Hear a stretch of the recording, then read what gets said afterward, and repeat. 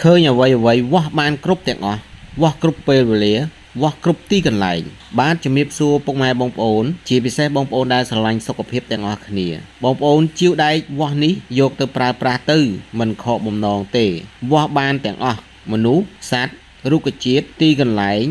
របស់របរប្រើប្រាស់ប្រចាំថ្ងៃវាស់បានទាំងអស់ជាពិសេសបន្លែផ្លែឈើត្រីសាច់គ្រឿងកំប៉ុងដែលយើងហូបឬក៏ទទួលទានដែលយើងមើលមិនឃើញហើយ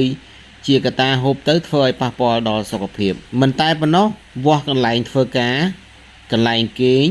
ចង្ក្រានជំនាងផ្ទះព្រះភូមិឬកន្លែងទីសក្ការៈផ្សេងនិយាយអំពីតម្លៃវិញពិសេសជូនហើយងាយទុកដាក់សម្រាប់បងប្អូនដែលត្រូវការសូមទំនាក់ទំនងលេខទូរស័ព្ទខាងលើក្រុមការងារនឹងរៀបចំផ្ញើជូនដោយឥតគិតថ្លៃ